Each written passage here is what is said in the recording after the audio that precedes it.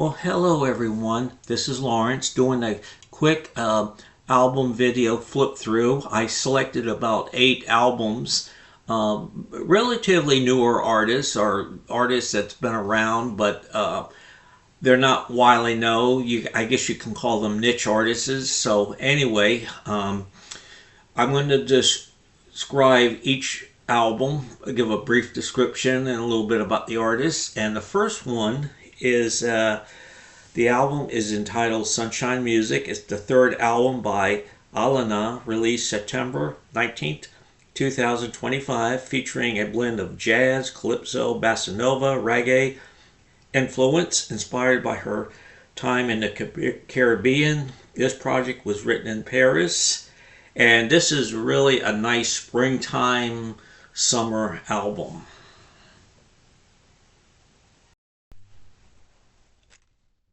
Okay, our next selection is by James Hunter, his recent album, Off the Fence. James Hunter is a British soul and R&B singer-songwriter known for his gritty vocals and retro R&B and soul sound, often performing with his band, the James Hunter Six. He hails from UK and has garnered Grammy nomination and toured with the likes of Aretha Franklin and Van Morrison.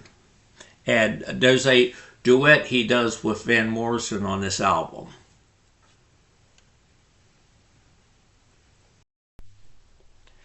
Our next album is by Claypool Lennon, I'm messing this up. The second album is Claypool Lennon Dorarium. Oh man, I got this all mixed up. A collection between American multi-instrumentalist Sean Lennon and Primus Les Claypool. This was released in February 22nd, 2019, and it's basically progressive rock or psychedelia. And one of the names is maybe very familiar, and I'm not going to say who it is, except Dad would be very proud. Okay, moving on. $10 Cowboy by Charlie Crockett is Charlie's 12th album and released April 26, 2024 through 30 Tiger Records. It was produced by Charlie and Bill Horton. The album received positive reviews from critics and was nominated for the Grammy Award for Best Americana Album, Charlie's first nomination.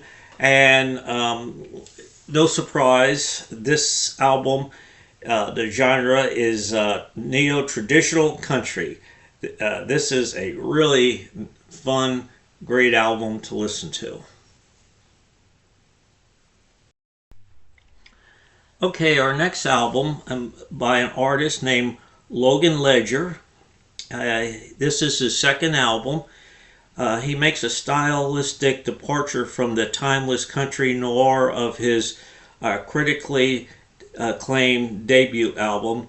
This time around, Ledger works with producer Shooter Jennings and comes up with a dreamy but lush and spirited sound, partly inspired by the California country rock scene of the late 60s and early 70s. The result is a sublime setting for Ledger's layered meditations on loss and despair and search for transcendency. By the way, I have this album signed by Logan. He played a show in my area, a little coffee house, and he signed the album for me after the show. He's very, very nice, very friendly and talkative to the fans and all that.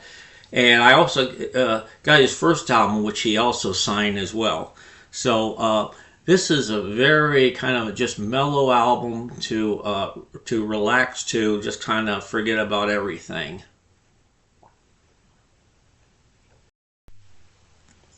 Okay, our next album, and we're rolling along here, is Vampire Weekend. Released about April 2024. And my jumping on point to their music was their third album, Vampires of the City. And they've altogether put out about 5 albums, and Vampire of the City was excellent. I didn't get the follow-up, but this was the last one, Only God Was Above Us. And this is absolutely a fabulous album. And as they say here, Only God Above Us isn't just a great album in its own right. It's one that enhances the understanding of Vampire Weekend entire history. So a lot of great piano innovations with the piano on this one as they go up and down the keyboards. This is just absolutely a great album, and I enjoy listening to it.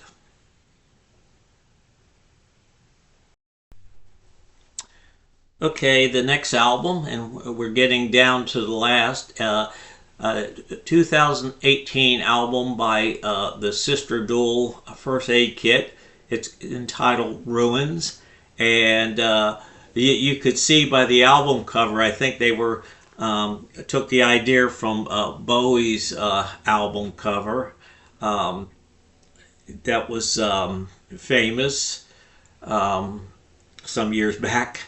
Anyway, this is a great album. They've always, First Aid Kit always turns out good albums. I've never been disappointed in anything I've heard from them. And again, I really like this album cover, and very much worth listening to.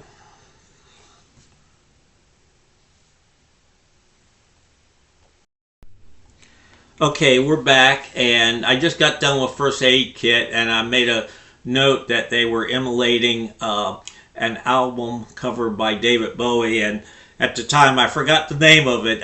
You get old, you lose some of your memory, okay? So I brought the album out, and it's this album right here. Check it out. I wonder if there's such thing as album copyright infringement. You know, Bowie estate may have a lawsuit on their hands. Okay, the last one is neither a new album or a new artist, but it is a new reissue pressing of George Harrison's 1976 album 33 and a Third. And this was kind of a return to form comeback album for him, because his two previous albums were not so well received by critics and public. But he came back with this one, and it had a couple of hits, not super hits, but you know, ones that did pretty well in the chart and got a lot of radio play. And the album went to number 11 on Billboard magazine, so it did reasonably well. And it's a really good, solid album. George was tan, rested, and ready, and he was kind of moving into a new life with a new wife and a child on the way in a number of years. So this is an excellent album, and it's really crystal clean, clear, totally free of the wall of sound, Phil Spector. Oh, there's my hand. Hi. Production, and very enjoyable, and I'm glad I have this reissue copy of it. Okay, so those are my flip throughs. Please leave a comment. Thumbs ups are nice, but I would rather for you to leave just a quick comment. You don't have to write a book. And thank you for watching. Oh yeah, review my two previous videos, which are also flip through videos as well. Thank you, and have a good day. Bye.